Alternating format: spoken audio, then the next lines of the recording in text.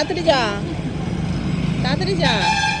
জানি না আজকে আমার মেয়ে পরীক্ষা দিতে পারবে কিনা, কারণ আজকে কি হয়েছে জানো, ঘুম থেকে উঠতে এতটা লেট হয়ে যাবে সত্যি ভাবতে পারি। আর আজকে এতটাই লেট কারণ কি জানো, কারণ রাত্রেবেলায় এত পরিমাণে ঝড় হয়েছে যেটা আর বলার মতো না, তার জন্য অনেক রাত করে ঘুমোতে হয়েছে। আর এইদিকে ফোনে চার্জ ছিল না বলে ফোনে অ্যালার্মও দিতে পারিনি, তার জন্যই আজকে ঘুম থেকে উঠতে দেরি হয়ে গেছে। তবে বাইরেটা একবার দেখো যে ঝড়ে কি অবস্থা না হয়েছে। আর যেদিন এই ঝড় বৃষ্টি হয় সেদিন যে আমাদের কতটা কষ্ট হয় শুধুমাত্র আমরাই জানি। গ্রামে থাকি, হ্যাঁ একটা গ্রামে থাকার শান্তি আলাদা, কিন্তু ঝড় বৃষ্টি হলে পারে সত্যি খুব কষ্ট। আর ঝড় আসলে এতটা ভয় লাগে বলার মতন না, কারণ আমফানের যে ঝড়টা হয়েছিল সেই ঝড়টা পুরো আমাদের মাথার উপর দিয়ে গেছিল।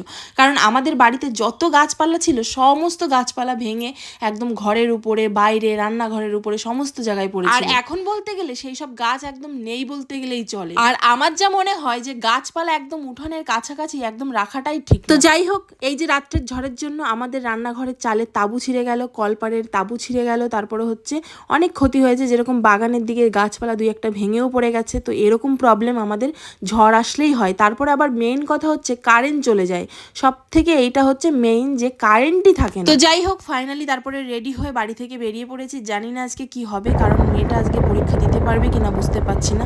7টার সময় হচ্ছে পরীক্ষার টাইমটা শুরু, তারপরে এখন দেখো প্রায় বেজে গেছিল অনেকটা টাইম। তো যাই হোক, তাড়াতাড়ি যদি পৌঁছাতে পারি তাহলে হয়তো মেয়েটা পরীক্ষা দিতে পারবে, কারণ আজকের মতন ভুল মানে এরকম কোনোদিনও হয়নি। তারপরেও আবার জানি না আজকে রাস্তায় ভিড় হবে কিনা, কারণ আজকে আমাদের বনগাঁতে মাননীয় মুখ্যমন্ত্রী মমতা বন্দ্যোপাধ্যায় আসবে।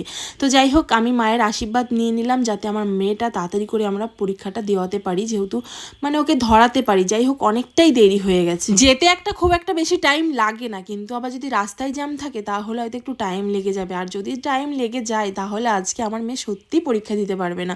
তো যাই হোক, ভগবানের কাছে প্রার্থনা করি যেন আমার মেয়েটা পরীক্ষাটা দিতে পারে। সত্যি আমার খুবই খারাপ লাগছে, কারণ আমার জন্যই কিন্তু মেয়েটা ঘুমোতে পারে। আর ঘুমোতে পারিনি এই কারণে যে এত পরিমাণে ঝড় হচ্ছিল, প্রচুর পরিমাণে আওয়াজ হচ্ছিল টিনে।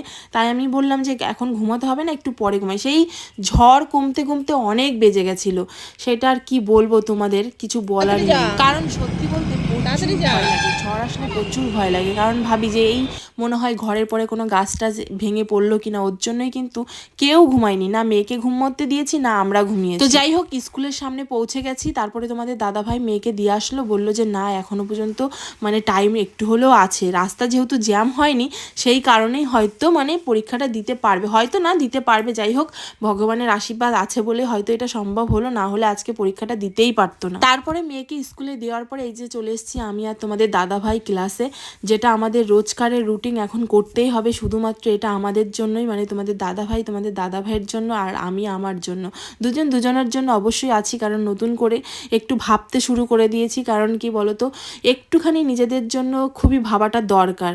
তো যাই হোক, এভরিওয়াল সবাই কেমন আছো এইটুকু অন্তত জানিও।